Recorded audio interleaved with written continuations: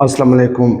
शुरू अल्लाह के नाम से जो बड़ा मेहरबान और नहायत रहम करने वाला है। आज के लेक्चर में हम डिस्कस करेंगे मुस्लिम लीग की फॉर्मेशन, कि मुस्लिम लीग क्यों बन गई और मुस्लिम लीग के बनने की वजूहात क्या थे और मुस्लिम लीग की डिमांड्स क्या थे और साथ में मुस्लिम लीग की आउटकम्स क्या बने। तो पहले जाते हैं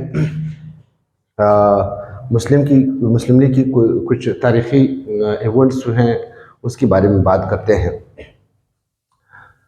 मुस्लिम लीग जो है वो इस सेशन के बाद मोहम्मदन एजुकेशनल कॉन्फ्रेंस, ये मोहम्मदन एजुकेशनल कॉन्फ्रेंस कब बनी थी? 1886 में ये बन गई थी। इस कॉन्फ्रेंस का मकसद ये था कि मुसलमानों में लिटरेचर, साइंस के हवाले से आगाही पैदा करना। ये एक कॉन्फ्रेंस थ्रू आउट सब कॉन्टिनेंट होता था, जिसमें मुसलमानों को लिटरेचर, साइंस के हवाले से अवेयरनेस दी जाती थी। साथ साथ में लोगों के लिए एक किस्म का एजुकेशनल अवेयरनेस के बच्चों को तालीम दिलवाए है। ये था सर सैयद अहमद खान की एक समझो एक ऑर्गेनाइजेशन था। इसकी मीटिंग में मुसलमान इकट्ठे हो जाते हैं। यही एजुकेशनल कॉन्फ्रेंस, इसकी मतलब थ्रू आउट द कंट्री कोई 1800 डेलीगेटीज होते हैं। ये आते हैं, हर साल बैठते हैं और डिस्कस करते हैं मुसलमानों की एजुकेशनल प्रॉब्लम्स को। जब ये लोग इकट्ठे होते हैं तो इस दौरान नवाब वक़ारुल मुल्क की सदारत में दिसंबर 1906 ढाका में तो ये एक रेजोल्यूशन नवाब सलीम अल्लाह खान पेश करता है तंजीम की, और सेकेंडेड बाय मौलाना ज़फ़र अली ख़ान इराक़ी, मजमुल ख़ान, और मुस्लिम लीग की बुनियाद रख जाती है। अब सवाल ये है कि मुस्लिम लीग की बुनियाद क्यों रखी? पहला ये रीज़न ये है, हम समझते हैं कि इसके पीछे कोई लॉजिक है कि मुस्लिम लीग को बनाया गया। पहली बात तो ये है कि 1857 जंग आज़ादी के बाद, वॉर ऑफ इंडिपेंडेंस के बाद, मुसलमानों को हिंदू और ब्रिटिशर्स कलेक्टिवली डिसअपॉइंट कर रहे थे और मुसलसल उनको कुर्बानी का बकरा बना रहे थे, और मुसलसल मुसलमानों पर एक इल्ज़ाम लगाया जा रहा था कि वॉर ऑफ इंडिपेंडेंस जो है वो आप लोगों की वजह से हुई है। फिर इसके रिस्पांस में सर सैयद अहमद खान ने द काज़ीज़ ऑफ इंडियन रिवॉल्ट लिखी, असबाब बगावत हिंद लिखी, जिसमें उसने सारे काज़ीज़ बताए थे वॉर ऑफ इंडिपेंडेंस की वजूहात की। अच्छा, इसके बाद उर्दू हिंदी कंट्रोवर्सी हो जाती है, यानी उर्दू को रिप्लेस किया जाता है हिंदी से। इसका मकसद ये होता है कि उर्दू जो है वो एक मुसलमानी लैंग्वेज है, क्योंकि उर्दू की जो स्क्रिप्ट है वो बिल्कुल अरबी जैसी स्क्रिप्ट पर मुश्तमिल है। अरबी जैसी स्क्रिप्ट में लिखी जाती है, तो अरबी चूँकि मुसलमानों की ज़बान है इसलिए वो उर्दू को प्रेफर नहीं करते हैं। वो मुसलमानों को एज अ फॉरेनर डील करते थे, यानी बाहर से आए हुए डील करते थे। नेक्स्ट इसके बाद एक इंग्लिश सिविल सर्विस ऑफिसर है, वो आता है, मुस्लिम लीग बनाता है, कांग्रेस बनाता है, और अक्टोहम जो है वो कांग्रेस बनाता है इस चीज़ के लिए कि मुसलमानों में एक किस्म का कम्युनल डिस्टर्बेंस या डिसरप्ट प्रोड्यूस कर ले।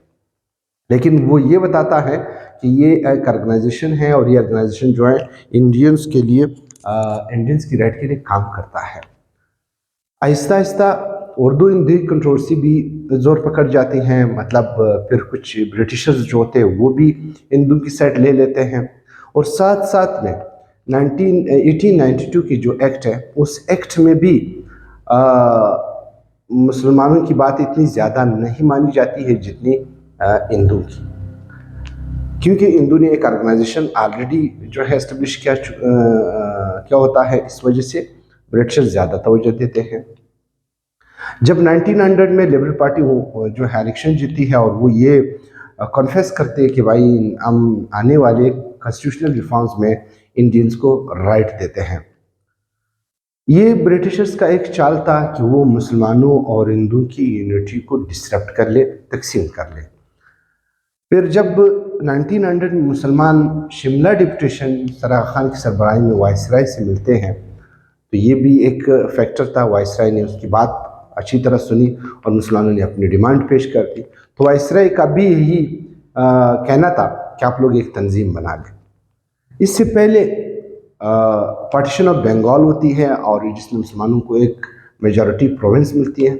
यहाँ पे एक पॉजिटिव पॉइंट भी है और एक नेगेटिव पॉइंट भी है। पॉजिटिव पॉइंट ये था कि मुसलमानों को एक मेजॉरिटी प्रोविंस मिली और मुसलमान खुश हो गए, इसीलिए उन्होंने कहा कि हम एक तंजीम बनाएंगे। लेकिन नेगेटिव बात ये थी कि ये जो पार्टीशन ऑफ बंगाल था ऑफिशियली तो ये मतलब बेस था एक एडमिनिस्ट्रेटिव कास्ट पर बेस था, लेकिन एक्चुअली ये था कि मुसलमानों में कम्युनल यानी कौमियत का एक सेंटिमेंट क्रिएट करना था ताकि वो हिंदू की खिलाफ हो जाए। और हिंदू ऑलरेडी इस चीज़ को जो है मतलब पसंद नहीं करते थे कि मुसलमानों को एक अलग सूबा मिले। यानी मुसलमानों और हिंदू के दरमियान एक तनाव पैदा करने के लिए, एक आइडेंटिटी को क्रिएट करने के लिए उन्होंने पार्टीशन ऑफ बंगाल कर दी। मतलब मुसलमानों के लिए तो ये बात अच्छी थी, लेकिन चूंकि अंग्रेज़ का क्या ख्याल था कि इससे इन दोनों कौमों के दरमियान एक वो आ जाएगा, फॉल्ट लाइन आ जाएगा और इससे उनकी यूनिटी जो है कमज़ोर हो जाएगी और हम क्या करेंगे, डिवाइडेड रूल का मतलब डिवाइडेड रूल की पॉलिसी को अपनाएंगे और अपना रूल करेंगे। तो मतलब मुसलमानों के लिए एक फ़ायदे की बात भी थी और ये बात जो थी कि उनकी यूनिटी को डिस्टर्ब करना एक नेगेटिव पॉइंट था। तो खैर इस चीज़ को देखते हुए मुसलमानों ने ये सोचा कि चूँकि अंग्रेज़ जो हैं, ब्रिटिशर्स जो हैं, वो ज़्यादा तवज्जो देते हैं किसी ऑर्गेनाइजेशनल प्लेटफॉर्म से प्रोजेक्टेड राइट को, तो मुसलमानों ने ये सोचा कि हम एक अलग तंजीम बनाएंगे और उस तंजीम के बेस पर हम अपनी राइट की डिमांड करेंगे। तो वो हुआ ही कि मोहम्मदन एजुकेशनल कॉन्फ्रेंस जो कि 1886 में बना था, इस ऑर्गेनाइजेशन के 1800 डेलीगेटीज राउंड अबाउट थे पूरी कंट्री में और इसमें तकरीबन 400 बंदी इस वक्त शामिल थे जो इस कॉन्फ्रेंस का हिस्सा थे, जो 1906 में ढाका में दिसंबर में टेक प्लेस कर रहा है। यहाँ पे मुसलमान इकट्ठे हो गए, अपनी प्रॉब्लम्स, सोशल, पॉलिटिकल या एजुकेशनल प्रॉब्लम्स को डिस्कस कर रहे हैं और साथ में नवाब सलीम अल्लाह खान ने एक रेजोल्यूशन पास कर दी, एक मूव कर दिया कि भाई हमें एक तंजीम बनाना चाहिए। शिमला डिप्यूटेशन में हमें भी ज़्यादा तवज्जो मिली है, साथ साथ में पार्टीशन बंगाल हो चुकी हैं और हमें एक नया मेजॉरिटी प्रोविंस मिल चुके हैं, तो क्यों ना हम एक तंजीम बना ले, क्योंकि अंग्रेज़ जो हैं वो ऑर्गेनाइजेशनल प्लेटफॉर्म को ज़्यादा परस्यू करते हैं। तो इसको नवा हाकिम अजमल खान और मौलाना ज़फ़र अली ख़ान ने इसको मूव कर दिया और यही हुआ कि 1906 में जो है मुस्लिम लीग की बुनियाद रखी और सर आगा खान को पहला प्रेसिडेंट चुना गया। अब इस वक्त इस ऑर्गेनाइजेशन के बनने में तकरीबन 400 डेलीगेटीज मौजूद हैं और उन्होंने क्या कर दिया कि नेक्स्ट मीटिंग जो है वो कराची में रखा और इसमें हम ड्राफ्ट करेंगे मुस्लिम लीग की ऑब्जेक्टिव्स। तो 1907 में कराची में जो मीटिंग हुआ उसके ऑब्जेक्टिव्स ये थे। पहला ऑब्जेक्टिव क्या था? To safeguard and protect Muslim interest and convey it to the Britishers. पहला मुसलमानों की जो इंटरेस्ट है, मुसलमानों की जो राइट्स है, मुसलमानों की जो डिमांड्स हैं उनको लिखेंगे और उनको ब्रिटिशर्स के सामने रखेंगे कि ये हमारी राइट्स है, ये हमारी डिमांड्स है, ये हमारी प्रोटेक्शंस हैं। पहला पॉइंट। दूसरा point, to create a feeling of respect and goodwill for Britishers. मतलब ये एक सोच पाया जाता था कि मुसलमान जो हैं, ये सोच कांग्रेस ने फैलाई थी कि मुसलमान जो हैं वो ब्रिटिशर्स के ख़िलाफ़ है, वो नहीं चाहते हैं कि ब्रिटिशर्स को लाइक कर ले और वो हमेशा इंस्टिगेशन करते हैं ब्रिटिशर्स के ख़िलाफ़। तो मुसलमानों ने ये सोचा कि चूँकि हम अपनी राइट्स को हासिल करने के लिए हम ये करेंगे कि अपनी फीलिंग ऑफ लॉयल्टी और गुडविल पेश करेंगे ब्रिटिशर्स के सामने। चूँकि ऑर्गेनाइजेशन के प्लेटफॉर्म से इस तरह चीज़ों को बहुत ज़्यादा प्रेफर किया जाता है, तो मुसलमानों ने भी इसका फ़ायदा लेने की कोशिश की। Next, to promote brotherhood between different nations of India. India में जितने भी लोग हैं उनके दरमियान हम एक ऐसा नोशंस को डेवलप कर ले कि हम सारे मतलब भाई हैं आपस में और हमारे दरमियान कोई ऐसी मतलब कॉन्ट्रडिक्शन मौजूद नहीं है। पूरी इंडिया में जितने भी नेशंस आबाद है उनको हम ये पैगाम दे दें। इनका बेसिकली ये तीन डिफरेंट ऑब्जेक्टिव्स थे जो कि मुस्लिम लीग चाह रहा था। अब जो हमारे पास 1908 में कराची का जो वो है मीटिंग है, اس میں تھوڑا سا ان آبجیکٹیوز میں چینج لایا اور تھوڑی سی مطلب اس میں چینجنگ کر دی. اس کا پہلا جو جنرل سیکرٹری تھا اس کو چنا گیا حسن بلگرامی،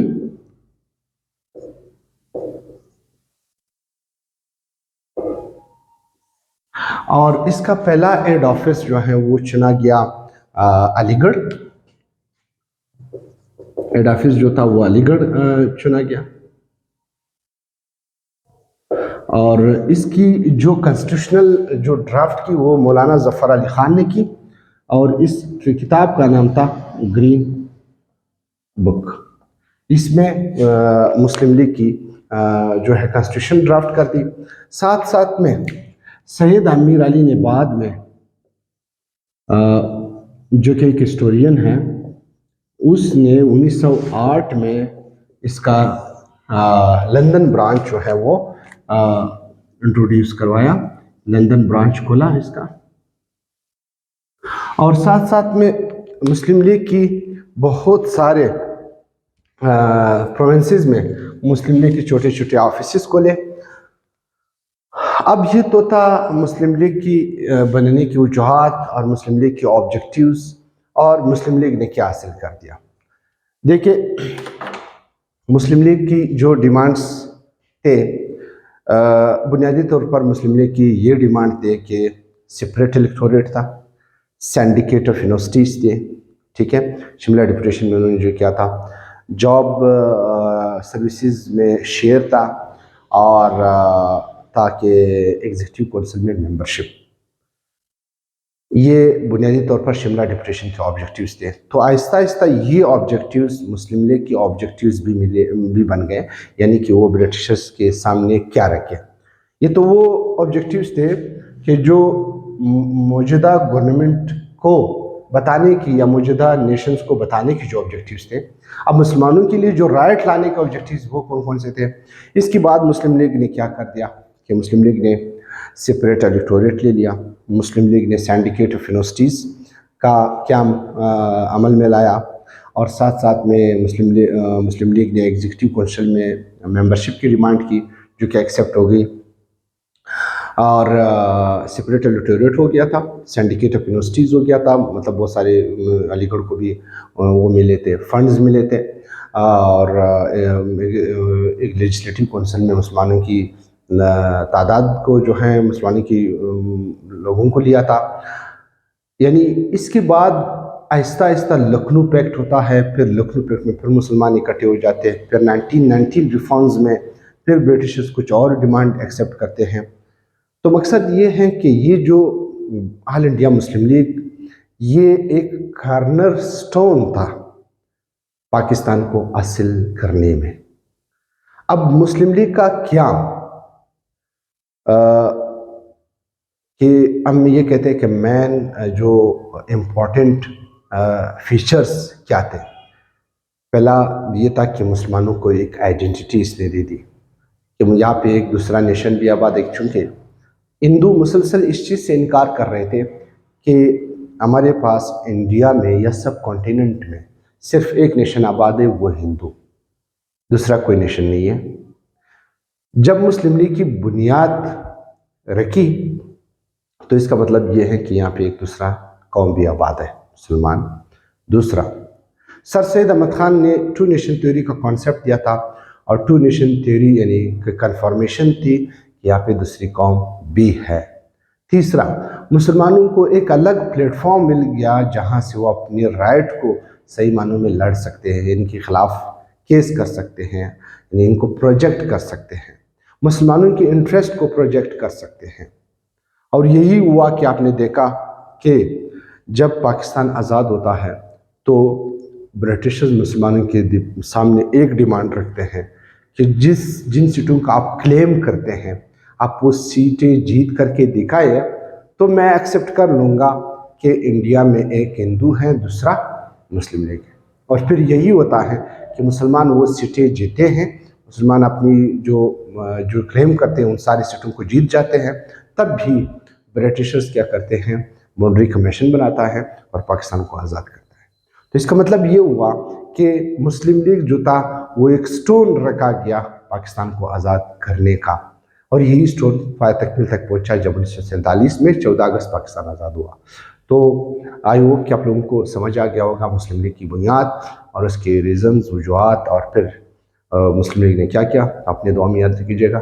ملیں گے نیکسٹ لیکچر میں انشاءاللہ 1909 کی ریفارم کے لیے۔ اللہ حافظ۔